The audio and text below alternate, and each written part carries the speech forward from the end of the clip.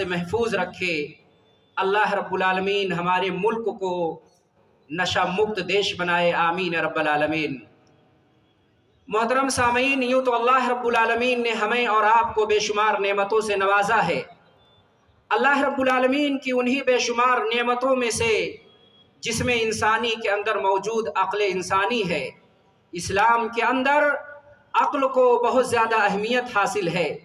یہی وجہ ہے کہ اللہ رب العالمین نے قرآن کریم میں بے شمار مقامات پر مسلمانوں کو تدبر اور تفکر کرنے کا حکم دیا ہوا ہے۔ عقل کی اہمیت کے لیے صرف اتنا جان لینا کافی ہے کہ اللہ رب العالمین نے جتنی بھی عبادتیں ہمارے اوپر واجب اور ضروری قرار دیا ہے، ان تمام عبادتوں کے اندر، تمام عبادتوں کے واجب ہونے کے لیے، تمام عبادتوں کے صحیح ہونے کی جو شرائط ہیں، انہی شرائط میں سے ایک شرط عقل کا ہونا ہے۔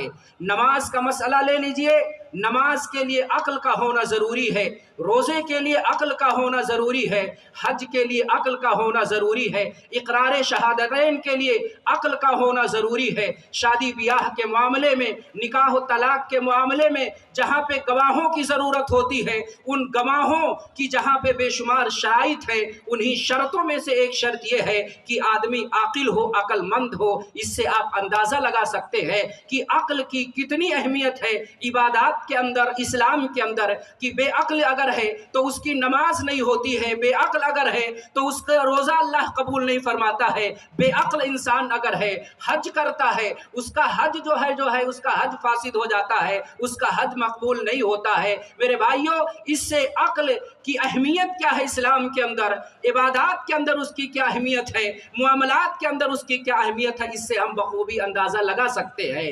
اور ساتھ ہی ساتھ یہ بھی آپ کو میں بتاتا چلوں کہ شریعت کے تمام احکام بنیادی طور پر 5 مقاصد پر مبنی ہے، 5 مقاصد پر منحصر ہے۔ اس میں سے ایک ہے دین کی حفاظت ہے، دوسری جان کی حفاظت ہے، مال کی حفاظت ہے، عقل کی حفاظت ہے، نسل کی حفاظت ہے۔ اللہ رب العالمین نے دین کو محفوظ کرنے کے لیے حکم ارتداد بیان کر دیا، مال کو محفوظ کرنے کے لیے حد سریقہ نافذ کر دیا۔ چور اگر چوری کر لے تو شریعت اسلامیہ کے اندر حکم یہ ہے کہ اگر مال حد نصاب کو پہنچ جاتا ہے اور آدمی عاقل ہے، بالغ ہے، اس نے چوری کر لیا ہے تو اس کے ہاتھ کو کاٹ دیا جائے۔ شریعت کے اندر چوری پر ہاتھ کاٹنے کی جو سزا متعین کی ہے، یہ مال اور منال کو محفوظ کرنے کے لیے شریعت نے یہ قدم اٹھائی ہے۔ نسلوں کی حفاظت کے لیے زنا کو حرام قرار دیا، شادی کو مشروع قرار دیا۔ اسی طرح سے عقل کی حفاظت کے لیے، عقل کی حفاظت کے لیے اللہ رب العالمین نے شراب کو، اللہ رب العالمین نے نشہ کو حرام اور ناجائز قرار دیا ہے۔ میرے بھائیوں، نشہ کیا ہے؟ نشہ کیا ہے؟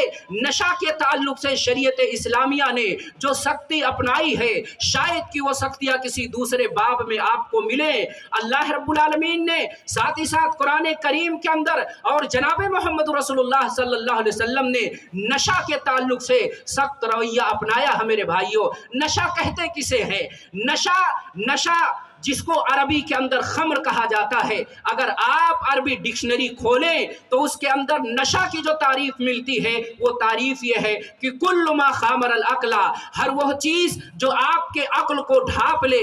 اور بعض اہل علم، خاص کر امام شافعی رحمہ اللہ، محمد بن یوسف اور دیگر علماء کرام نشہ کی تعریف میں بیان فرماتے ہیں، ہر وہ چیز جو آپ کے عقل پر پردہ ڈال دے، ہر وہ چیز جو جس سے آپ کی عقل متاثر ہو جائے، ہر وہ چیز جس کے کھانے سے، چاہے اس کا تعلق مشروبات سے ہو، چاہے اس کا تعلق جو ہے معقولات سے ہو، چاہے اس کا تعلق جامدات سے ہو یا اس کا تعلق مائیات سے ہو، چاہے وہ لیکوڈ میں ہو، کہتے ہیں کہ ہر وہ چیز جس کے کھانے سے، جس کے پینے سے آدمی اپنے کلام میں اختلاط کا شکار ہو جائے، اول فول بکنے لگے، وہ کیا کہہ رہا ہے اسے کچھ سمجھ میں نہ آئے، اسی کو نشہ کہا جاتا ہے۔ امام امام شافعی رحمہ اللہ کہتے ہیں نشہ یہ بھی ہے کہ آدمی کوئی ایسی چیز کھا لے جس کے کھانے سے وہ لڑکھڑائے، قدم داہنے طرف رکھے تو اس کا بدن بائیں طرف جائے، قدم سلامت نہ رہے، قدم میں ثبات اگر برقرار نہیں ہے تو وہ چیز بھی نشہ کے اندر داخل ہے۔ اس سے پتہ یہ چلا ہر وہ چیز جس کو کھا لینے سے، جس کو پی لینے سے آپ کی عقل پہ پردہ پڑ جائے یا آپ کی عقل متاثر ہو جائے یا آپ کی عقل خراب ہو جائے، معوف ہو جائے، اسے عربی ڈکشنری کے اندر نشہ کہا جاتا ہے۔ اللہ کے رسول صلی اللہ علیہ وسلم نے نشہ کی بڑی جامع تعریف کی ہے۔ مسلم شریف کتاب الاشربہ کی روایت ہے کہ ان عبداللہ ابن عمر قال قال رسول اللہ صلی اللہ علیہ وسلم کل مسکر خمر وکل مسکر حرام فمن شرب الخمر في الدنيا فمات وهو يدمنها لم يتب لم يشربها في الآخرة اخرجه مسلم في کتاب الاشربہ۔ عبداللہ ابن عمر رضی اللہ تعالیٰ عنہ بیان فرماتے ہیں اللہ کے رسول صلی اللہ علیہ وسلم نے بیان فرمایا ہر وہ چیز، ہر نشہ، ہر وہ چیز جو نشہ لے کر کے آئے وہ خمر ہے، اور ہر خمر کو اللہ کے رسول صلی اللہ علیہ وسلم نے حرام قرار دیا۔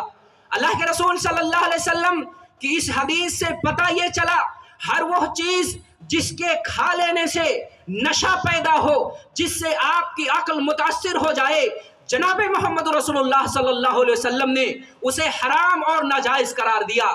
اس حدیث کا مفاد یہ ہے، اس حدیث کی عمومیت یہ بتلا رہی ہے کہ ہر وہ شے جس سے نشہ ہو اسے وہ خمر ہے، اور ہر خمر کو اللہ کے رسول صلی اللہ علیہ وسلم نے حرام قرار دیا۔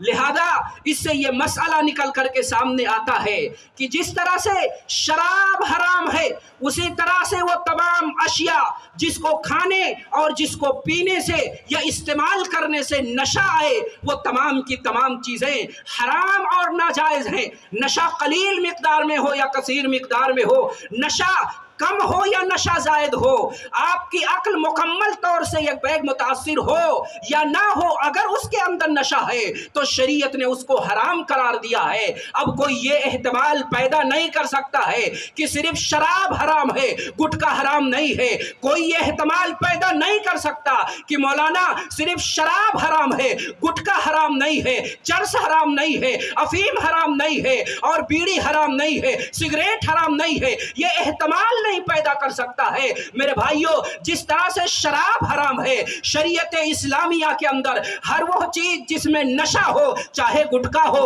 چاہے تمباکو ہو، چاہے تمباکو والا پان ہو، چاہے سگریٹ ہو، چاہے افیم ہو، چاہے گاجا ہو، چاہے چرس ہو، یا اسی طرح ایم ڈی ہو، مال ہو، وہ تمام چیزیں جس سے آپ کی عقل میں فطور آئے اور آپ کی عقل متاثر ہو، وہ تمام کی تمام چیزیں جناب محمد رسول اللہ صلی اللہ علیہ وسلم کی اس حدیث جو مسلم کے اندر موجود ہے اس سے پتہ چلتا ہے کہ یہ سب کے سب حرام ہے۔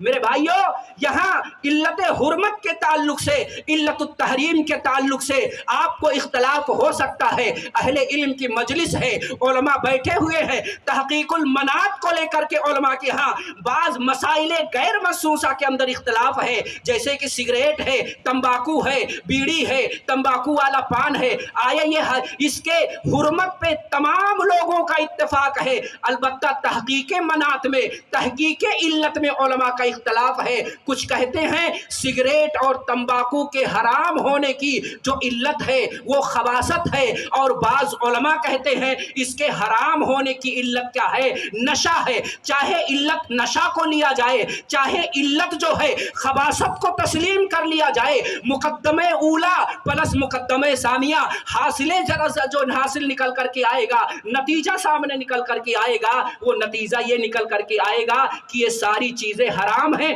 چاہے علت نشہ ہو، چاہے علت خباثت ہو، دونوں صورتوں میں یہ تمام کی تمام چیزیں، گٹکا ہے، پان ہے، تمباکو ہے، چینی کھینی ہے، چرس ہے، حشیش ہے، افیم ہے، ایم ڈی ہے، یہ تمام کی تمام چیزیں اسلام کی تعلیمات کے مطابق حرام ہے۔ اور جناب محمد رسول اللہ صلی اللہ علیہ وسلم کے زمانے میں جو شرائع शराब पीता था, नशे में मुब्तला होता था, उसकी क्या सज़ा है? अगर वक्त रहा तो इंशाअल्लाह आपके सामने रखूँगा। सिर्फ ये मैं आपके सामने रखना चाह रहा हूँ कि ये तमाम चीज़ें जो आज नौजवान इस्तेमाल करता है, हमारे बुज़ुर्ग इस्तेमाल करते हैं, हमारी माएँ इस्तेमाल करती हैं, इस्लाम की बेटियाँ इस्तेमाल करती हैं, उन्हें मालूम होना चाहिए कि इस्लाम ने इन तमाम चीज़ों को हराम करार दिया है, हराम करार दिया है, हराम करार दिया है। और इस्लाम ने इसको इतना गंदा कहा, जो शख्स नशा करता है, जो नशा, गाजे, भांग, जो भी नशा की चीजें हैं, जो नशा करता है, कुरान करीम ने उसको इंसानी सिफात के हामिलीन के जुमरे से खारिज कर दिया है। अल्लाह रब्बुल आलमीन कुरान में फरमाता है, सूरतुल माइदा में है, या अय्युहल्लज़ीना आमनू इन्नमल खमरु वल मैसिरु वल अंसाबु वल अज़लामु रिजसुम मिन अमलिश शैतानि फज्तनिबूहु लअल्लकुम तुफ्लिहून। कि ऐ मोमिनो, शराब या बाज़ उलमा ने इसका तर्जमा नशा से किया है, क्योंकि नशा हर वो चीज जो आपकी अक्ल को ढांप ले उसे खम्र कहा जाता है। ये नशा गंदी चीज है। दूसरी चीज क्या है? ये शैतान का अमल है मेरे भाइयों। अल्लाह रब्बुल आलमीन फरमा रहा, नशा ये गंदी चीज है, पलीद है, नापाक है, नजिस है। और कहा ये शैतान का काम है। इससे पता ये चला नशा करने वाला वो इंसान की सफ़ों से निकल करके शैतान के सफ़ में जाकर के खड़ा होता है। कितनी भयानक है, कितनी अफसोसनाक की अफसोस की बात है मेरे भाइयों, जिसे हम फैशन के तौर पे इस्तेमाल करते हैं, नशा समझते ही नहीं हैं। कुरान करीम ये कह रहा है ये शैतानी काम है, ये इंसानी काम नहीं हो सकता। लिहाजा गोवा, गुटखा, पान, तंबाकू, चैनी, खैनी, अफीम, गांजा, चरस, एमडी माल इस्तेमाल करने वाले ये कम से कम इंसानी सिफत के हामिल नहीं हो सकते हैं, ये शैतानी सिफत के हामिल हो सकते हैं। यही कुरान करीम की तालीम है। और आगे अल्लाह ने कहा लअल्लकुम तुफ्लिहून, ताकि तुम कामयाब हो जाओ। उलमा जानते हैं कि जब किसी फेल का मुतअल्लिक को हज़फ कर दिया जाता है तो उमूम का वो फायदा देता है। यानी अगर आप अपने जिस्म के ताल्लुक से कामयाब होना चाहते हो, सेहतमंद होना चाहते हो, इर्तिका के मनाजिल तय करना चाहते हो दुनिया के अंदर, तो आपको नशा से दूर रहना होगा, नशा को तर्क करना, नशा को छोड़ना होगा।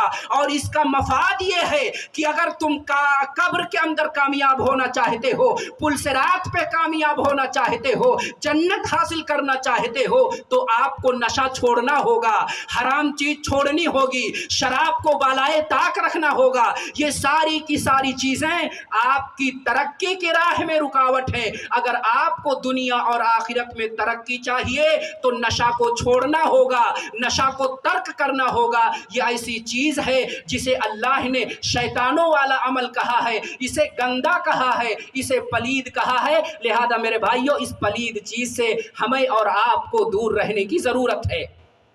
आज कुछ ऐसे लोग हैं, हमारे जो बूढ़े हजरात हैं, वो तंबाकू पे तंबाकू खाते हैं, मसल मसल करके खाते हैं। वो कहते हैं मौलाना शरीयत ने तो कहा कि अगर जिससे नशा पैदा हो तो नशा वो हराम है, हम तो तंबाकू खाते हैं, हमें नशा नहीं पैदा होता है। मेरे भाइयों, आप क्या कहोगे यूरोप के हैवान सिफत इंसानों को, जो एक निवाला खाना खाते हैं तो दूसरे जब पानी पीते हैं तो एक सायक खाना खाने का एक निवाला और घूंट में वो शराब पीते हैं, उन्हें नशा नहीं आता है। तो क्या इस जमाने का बूढ़ा आदमी कहेगा कि शराब हलाल है? मेरे भाइयों, मैं आपसे ये कहना चाहूंगा कि अगर नशा नहीं आता है तो आपके नशा न आने से शरीयत का हुक्म नहीं बदलेगा। शरीयत जब आप वाटर प्रूफ हो चुके हो, जब आप बिल्कुल वाटर प्रूफ हो चुके हो, तो आपके ऊपर अब कोई चीज असर करने वाली नहीं है। शरीयत जो बनी है ये सादा इंसानों को देख करके बनी हुई है। आप जैसे वाटर प्रूफों को देख करके अल्लाह ने शरीयत के अहकाम नहीं बयान किए हैं। अगर आपको नशा आए या नशा ना आए, तहकीक से अगर ये चीज साबित हो कि ये नशा आवर अशिया में से है, मुनशियात में से है, तो शरीयत का उसके ताल्लुक से हुक्म ये है कि ये तमाम की तमाम हराम और नाजायज है। मेरे भाइयों, इससे होने वाली बीमारियां बेशुमार बीमारियां हैं। हलक की बीमारी, कैंसर की बीमारी, दमा की बीमारी, सांस की बीमारी, खून का खराब होना, مردانگی قوت کا ختم ہو جانا، بصیرت و بصارت کا کم ہو جانا، یہ تمام کی تمام چیزیں، یہ تمام بیماریاں کیوں جنم لیتی ہیں؟ اسی نشہ کی وجہ سے، اسی تمباکو کی وجہ سے، اسی سگریٹ کی وجہ سے، اسی اور دیگر نشہ آور جو چیزیں ہیں، اسی وجہ سے یہ ساری بیماریاں میرے بھائیوں پھیلتی ہیں۔ آپ کو اندازہ ہوگا کہ نشہ سے مرنے والوں کی تعداد WHO کی رپورٹ ہے، ورلڈ ہیلتھ آرگنائزیشن کی رپورٹ ہے کہ دنیا کے اندر نشہ آور جو اشیاء ہیں ان کی تعداد تقریباً 500 ہے۔ 500 ایسی چیزیں ہیں جو بطور نشہ استعمال کی جاتی ہیں۔ اس میں سے رپورٹ یہ بتاتی ہے کہ پورے 1 سال کے اندر پوری دنیا میں، 1 سال کے اندر پوری دنیا کے اندر نشہ سے مرنے والوں کی تعداد 80 لاکھ ہے۔ 80 لاکھ ایسے لوگ ہیں جو نشہ کرنے کی وجہ سے اور اس کی بیماریوں میں مبتلا ہو جانے کی وجہ سے ان کی اموات ہوتی ہے۔ 1 سال کے اندر تقریباً 80 لاکھ افراد نشہ کی وجہ سے مرتے ہیں۔ سگریٹ جسے ہم فیشن سمجھتے ہیں، جوان ہو یا بوڑھا ہو، مرد ہو یا عورت ہو، آج جو سگریٹ نہیں پیتا ہے اس کو لوگ کہتے ہیں اس زمانے کے ساتھ اسے چلنا نہیں آتا ہے۔ سگریٹ کتنا خطرناک ہے، WHO کی رپورٹ بتاتی ہے کہ جو سگریٹ نہیں پیتا ہے، سگریٹ پینے والوں کے ساتھ رہتا ہے، سگریٹ نہیں پیتا ہے، سگریٹ پینے والوں کے ساتھ رہتا ہے، سگریٹ کے دھوئیں سے مرنے والوں کی تعداد پورے جو ہے پورے دنیا کے اندر تقریباً 60,000 ہے۔ یعنی 60,000 لوگ ایسے ہیں جو سگریٹ نہیں پیتے ہیں لیکن سگریٹ پینے والوں کے ساتھ رہتے ہیں، اس سگریٹ کے دھوئیں سے مرنے والوں کی تعداد 60,000 ہے۔ میرے بھائیوں آپ اندازہ لگائیں جو سگریٹ پیتے ہوں گے، سگریٹ پی کر مرنے والوں کی تعداد میرے بھائیوں کتنی ہوگی۔ سگریٹ کتنی خطرناک چیز ہے میرے بھائیوں۔ اور میں آپ کو اس کے نقصانات کیا ہیں اللہ کے رسول صلی اللہ علیہ وسلم کی حدیث کی روشنی میں اور اسی طرح سے سلف صالحین کے اقوال کی روشنی میں آپ کے سامنے میں بتلا دینا، آپ کے سامنے میں رکھ دینا چاہتا ہوں کہ یہ کتنی بھیانک چیز ہے۔ جب آدمی شراب کے نشے میں مبتلا ہوتا ہے تو وہ حلال و حرام کے درمیان تمیز نہیں کر پاتا ہے، جائز و ناجائز کے درمیان، طیب اور نجس کے درمیان، پاک اور ناپاک کے درمیان وہ تمیز نہیں کر پاتا ہے۔ ابن ابی دنیا نے ایک قصہ ذکر کیا ہے کہ ان کا گزر جو ہے ایک شرابی کے پاس سے ہوا۔ شرابی نشے میں مبتلا ہے اور کھڑے ہو کر کے پیشاب کر رہا ہے، پیشاب سے اپنے ہاتھ کو دھل رہا ہے اور کہہ رہا ہے الحمدللہ الذی جعل الاسلام نورا والماء طہورا۔ اللہ کی تعریف، ساری تعریف اللہ رب العالمین کے لیے ہے جس نے اسلام کو نور بنا دیا، پانی کو پاک قرار دیا، پانی کو پاک بنا دیا۔ پیشاب کر رہا ہے، نشے میں مبتلا ہے، عقل کام نہیں کر رہی ہے، وہ اپنے ہی پیشاب کو پانی تصور کر رہا ہے اور یہ کہہ رہا ہے ساری تعریف اللہ رب العالمین کی ہے جس نے اسلام کو نور بنا دیا، پیشاب یعنی پانی کو پاک قرار دیا۔ یہ نشیڑیوں کی میرے بھائیو حالت ہے۔ اور تھوڑی دور جاتے ہیں، ایک اور شرابی کے پاس سے گزرتے ہیں، شرابی نشے میں مبتلا ہے، زمین پہ پڑا ہوا ہے، کتا ان کے منہ کو چاٹ رہا ہے۔ منہ کو جب کتا چاٹنے لگا تو کہتا ہے خدمک بنو کا، تیرے بیٹوں نے تیری خدمت کیا۔ کتا ہے، منہ چاٹ رہا ہے اور کتے کو اپنا بیٹا تصور کر رہا ہے، کہتا ہے خدمک بنو کا، تیرے بیٹوں نے تیری خدمت کیا۔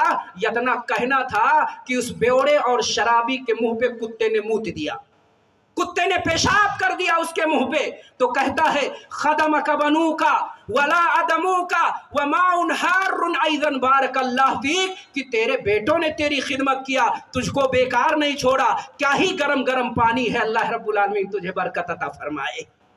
پیشاب، کتے کے پیشاب کو گرم پانی تصور کر رہا ہے۔ یہی حالت ہے جتنے بھی شرابی ہیں، جتنے بھی بیوڑے ہیں، رات میں جاؤ کہیں اسٹیشن پہ پڑے ہیں، کہیں گٹر پہ پڑے ہیں، کتا منہ کو چاٹ کر کے جا رہا ہے، پیشاب کر کے جا رہا ہے، غلاظت میں پڑے ہوئے ہیں، کوئی گالیاں دے رہا ہے، کوئی لات اور گھوسے مار رہا ہے۔ یہ حالت ہے جس کو اسلام نے، اللہ کی قسم، اسلام کی تعلیمات اتنی زیادہ صاف ہیں کہ اسلام کی تعلیمات پہ اگر کوئی انسان عمل کرتا ہے تو عزت و سربلندی قدم چومے گی، اور اسلام کی حرام کردہ چیزوں پہ اگر کوئی اس کی روگردانی کرتا ہے، خلاف ورزی کرتا ہے، تو اللہ اس کو کس طرح ذلیل و رسوا کرتا ہے۔ اگر کسی کو دیکھنا ہے تو شرابیوں اور بیوروں کو دیکھ لو، کس طرح اللہ رب العالمین نے شراب پینے کی وجہ سے ان کو ذلیل و رسوا کر دیا ہے۔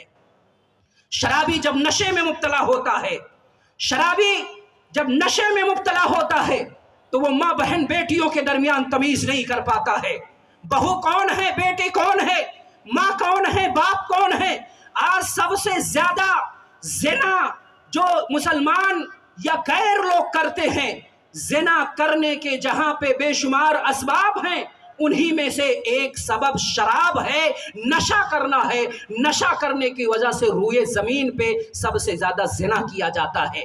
میرے بھائیوں، آپ ابھی کرسمس گزرا ہوا ہے، کرسمس کا جو تہوار گزرا ہوا ہے، میں اس پر کوئی ٹپڑی اور تبصرہ نہیں کرنا چاہتا، لیکن اٹھائیے امریکہ کی رپورٹ ہے، اٹھائیے یورپ کی رپورٹ ہے، اور بے شمار رپورٹ میں یہ مندرج ہے کہ پورے سال کے اندر، پورے سال ملا کر کے جتنا شراب لوگ پیتے ہیں، ایک اکیلے کرسمس ڈے پہ اتنی شراب پی لی جاتی ہے، کئی ملین کی شراب پی جاتی ہے صرف ایک دن، جو تہوار ہمارے غیر لوگ منایا کرتے ہیں۔ میرے بھائیوں، یہ نشہ تمام دھرم کے اندر، کوئی ایسا دھرم نہیں ہے جس دھرم اور دین کے اندر شراب کو حلال قرار دیا گیا ہو، مدیرہ کو حلال قرار دیا گیا ہو۔ کوئی اس روئے زمین پہ آپ کو دھرم نہیں ملے گا جس نے ان تمام گندی چیزوں کو جائز قرار دیا ہو۔ اس کا نقصان کیا ہے؟ آؤ، نسائی کے حوالے سے کتاب الاشربہ کی روایت ہے کہ ان ابی بکر بن عبد الرحمن ان ابیہ قال سمعت عثمان رضی اللہ عنہ یقول اجتنبوا الخمر فإنها ام الخبائث انه كان رجل ممن خلا قبلكم تعبد فالكته امرأة غوية فارسلت اليها جاريتها فقالت انا ندعوك للشهادة فتفقت كلما دخل بابا اغلقته دونه حتى افضى الى امرأة وذية وعندها غلام وباتية خمر فقالت والله اني ما دعوتك للشهادة ولكن لتقع عليها او تشرب من هذه الخمرة كاسا او تقتل هذا الغلام فقال فاسقيني من هذا الخمر كاسا فسقطه كاسا فقال زيدوني فلم يرمي حتى وقع عليها وقتل النفس اجتنبوا الخمر فإني والله لا يستمع الخمر لا يستمع الإيمان وإدمان الخمر إلا ليوشك أن يخرج أحدهما صاحبه أو كما قال عثمان بن عفان رضی اللہ عنہ۔ ابو بکر بن عبد الحارث اپنے باپ سے روایت کرتے ہیں کہ ان کے والد نے حضرت عثمان رضی اللہ تعالیٰ عنہ کو بیان کرتے ہوئے سنا، کہتے ہیں کہ اے لوگو، شراب سے بچو، نشہ سے بچو، یہ نشہ تمام برائیوں کی جڑ ہے۔ کہتے ہیں ایک عبادت گزار آدمی تھا، ایک پرہیزگار آدمی تھا، اس پرہیزگار آدمی پہ کسی بدکار عورت کا دل آ گیا، بدکار عورت نے بدکاری کا ارادہ کیا، امام صاحب نے انکار کیا، اس نے چال چلی، اس نے اپنی نوکرانی کو بھیجا کہ ہماری مالکن آپ کو گواہی کے لیے بلا رہی ہے۔ گواہی دینے کے لیے اس کنیز کے ساتھ میں جاتے ہیں، جیسے ہی اس کے محل میں پرویش کرتے ہیں، داخلہ لیتے ہیں، اندر داخل ہو رہے ہیں، پیچھے سے دروازے بند کیے جا رہے ہیں، یہاں تک کہ بدکار عورت کے پاس پہنچ جاتے ہیں۔ اس کے پاس ایک چھوٹا سا لڑکا ہے، ایک معصوم بچہ ہے، اور ایک بالٹی شراب کی رکھی ہوئی ہے۔ وہ عورت کہتی ہے، وہ امام صاحب، وہ پرہیزگار، میں نے آپ کو گواہی کے لیے نہیں بلایا ہے، میں نے آپ کو دعوت اس لیے دیا ہے لتقع علیہا، تاکہ آپ مجھ سے اپنا منہ کالا کریں، مجھ سے بدکاری کریں، مجھ سے زنا کریں۔ اللہ اکبر، وہ تیار نہیں ہوتے ہیں، آپشن دیتی ہے، یا میرے ساتھ زنا کریں، بدکاری کریں، یا اس معصوم بچے کو قتل کر دیں۔ امام صاحب سوچ میں پڑ جاتے ہیں، شاید کہ انہوں نے دماغ لگایا ہوگا کہ شریعت نے جو ہے اخف कफ़ुज़ ज़ररैन का मामला रखा है, अहवनुल बलियतैन का कायदा रखा है कि जब तुम्हारे सामने दो तकलीफ देह चीज़ें, दो नुकसानदेह चीज़ें हो तो जिसका नुकसान कम हो वो अपना लिया जाए। वो कहते हैं ज़िना करना बहुत बड़ा काम है, बहुत बड़ा गुनाह है। बच्चे को कत्ल करना भी बहुत बड़ा गुनाह है, क्योंकि कत्ल के ताल्लुक से इस्लाम की ये तालीम है, वमन यक़्तुल मोमिनन मुतअम्मिदन फजज़ाउहु जहन्नम खालिदन फ़ीहा वग़ज़िबल्लाहु अलैहि वलअना, कि जो किसी मोमिन को कत्ल करता है अल्लाह रब्बुल आलमीन उसके लिए जन्नत को हराम कर देता है। ऐसे आदमी का ठिकाना जहन्नम है। जन्नत हराम है ऐसे आदमी पे, ठिकाना जहन्नम है। कत्ल बहुत संगीन है, संगीन जुर्म है। उन्होंने कहा मैं कत्ल भी नहीं कर सकता। कहा सबसे हल्की चीज अगर कोई है तो वो शराब है। उन्होंने कहा फस्कीनी मिन हादल खबरी कासा, इस बाल्टी से एक जाम पिला दो, एक गिलास पिला दो, एक गिलास शराब लेकर के आ जाओ। शराब पिलाते हैं और कहते हैं जाम पे जाम लेकर के आओ। शराब पी करके इस तरह नशे में मुब्तला हो गए कि उन्होंने औरत के साथ बदकारी भी किया, बच्चे को कत्ल भी कर दिया। इसी वजह से हजरत उस्मान इब्न अफ़्फ़ान बयान फरमाते थे, ऐ लोगों नशा से बचो, ये नशा तमाम बुराइयों की जड़ है, ये नशा तमाम बुराइयों की जड़ है। इसी नशा में मुब्तला होकर के आदमी बदकारी करता है, आदमी चोरी करता है, आदमी ज़िना करता है, फहाशी के अड्डे पे जाता है। मेरे मुसलमान भाइयों, आखिरी बात बयान करके मैं अपनी तकरीर को ख़त्म करता हूँ। अपने नौजवानों से, अपने बूढ़ों से मैं गुजारिश करता हूँ, इल्तिमास करता हूँ कि नशा से दूर रहे, अपनी औलाद को नशा से दूर रखे। आप खुद अगर नशेड़ी बनेंगे औलाद नशेड़ी बनेगी। आप तम्बाकू खाएंगे औलाद तम्बाकू खाएगी। आप सिगरेट पिएंगे देखा देखी मासूम बच्चा भी उसी रविश पे चलेगा। शायर कहता है इज़ा कान रब्बुल बैत बित्तबली ज़ारिबा फला तलमिल औलाद अला रक़्स, जब घर का जिम्मेदार और बाप डफली बजाने वाला हो तो बेचा अगर नचनिया निकल जाए, नाचने वाला निकल जाए तो उस पर लानत व तान नहीं किया जाएगा, वो मलामत का मुस्तहिक नहीं है। इसलिए ज़रूरत इस बात की है मेरे भाइयों कि नशा से दूर रहें। अपने समाज को, अपने सोसाइटी को, अपने मुआशरे को, भारत देश को कोने कोने में जहां हम और आप बस रहे हैं,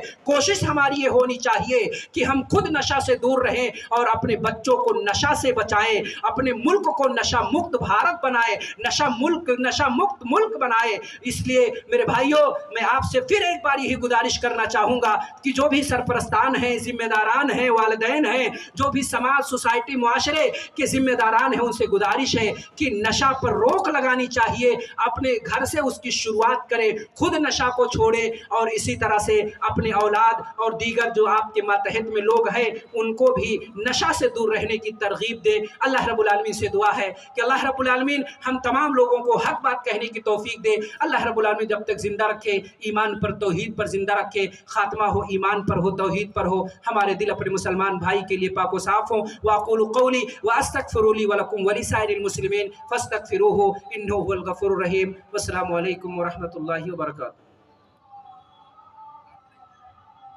जज़ाकुमुल्लाहु खैरा व बारकल्लाहु फ़ीकुम। नशे की तबाहकारियों के मुख्तलिफ़ पहलू शेख अपने ख़िताब में ज़िक्र कर रहे थे और अल्हम्दुलिल्लाह बहुत जामइयत के साथ बहुत कम वक्त में शेख ने बहुत सारी बातों को समेटा है। अल्लाह ताला हमारे माशरे को इस गंदगी से पाक व साफ़ कर दे। आप तमाम हज़रात को इत्तला दी जा रही है कि इंशाअल्लाह ताला अभी मगरिब की अज़ान होगी, ग्राउंड में ही अज़ान होगी। जो हज़रात ग्राउंड में नमाज़ पढ़ना चाहें ग्राउंड में ही नमाज़ पढ़ सकते हैं और इंशाअल्लाह ताला नमाज के ख़त्म होते ही सुन्नतों की अदायगी के बाद हमारी दूसरी नशिस्त का आगाज़ हो जाएगा। लिहाजा नमाज से फ़ारिग होकर फ़ौरन जलसा गाह में तशरीफ़ ले आएँ, अपनी अपनी नशिस्तों पर जलवा अफरोज़ हों ताकि वक्त के पाबंदी के साथ हम अपने इस प्रोग्राम को शुरू कर सकें। और जिन